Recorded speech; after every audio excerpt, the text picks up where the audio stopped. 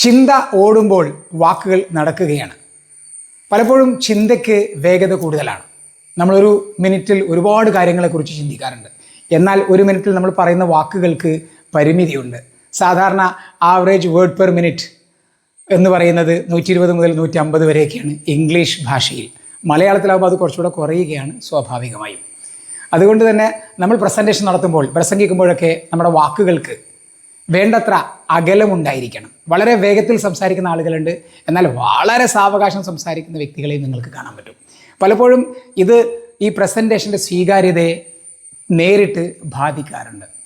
അതുകൊണ്ട് തന്നെ വാക്കുകളുടെ എണ്ണം കൃത്യമായി പറഞ്ഞാൽ അത് ചിന്തയ്ക്കൊപ്പം ഓടാൻ തുടങ്ങിയാൽ പ്രസൻറ്റേഷൻ ഭംഗിയായിരിക്കില്ല, പ്രസംഗം ഭംഗിയായിരിക്കില്ല. അതുകൊണ്ട് തന്നെ വേഗത്തിൽ സംസാരിക്കാതിരിക്കുന്നതാണ് ഒരുപക്ഷെ കരണീയമായിരിക്കുക.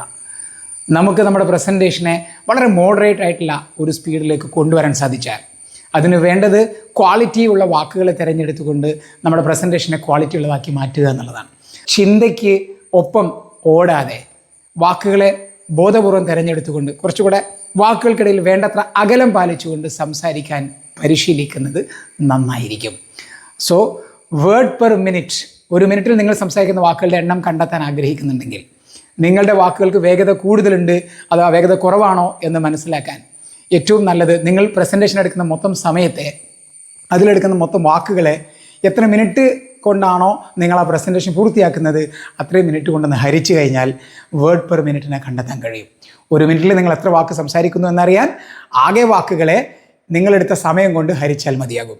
അതിൽ നിന്നും കിട്ടുന്ന ഉത്തരം എത്രമാത്രം ലളിതമാണോ അതിൽ നിന്നും നമുക്ക് നമ്മുടെ വേർഡ് പെർ മിനിറ്റ്, ഒരു മിനിറ്റിൽ നമ്മൾ സംസാരിക്കുന്ന വാക്കുകളുടെ എണ്ണം നിജപ്പെടുത്താൻ പറ്റും. അത് കൂട്ടുകയോ കുറയ്ക്കുകയോ സന്ദർഭത്തിനനുസരിച്ച് ചെയ്യുകയും ആവാം. ഓർക്കുക, ചിന്തയ്ക്കനുസരിച്ച് ചിന്തയ്ക്കൊപ്പം വാക്കുകളെ ഓടിക്കാതിരിക്കുക. വാക്കുകൾക്ക് വേണ്ടത്ര അകലം പാലിച്ചുകൊണ്ട് പ്രസൻറ്റേഷനും പ്രസംഗവും മനോഹരമാക്കാം.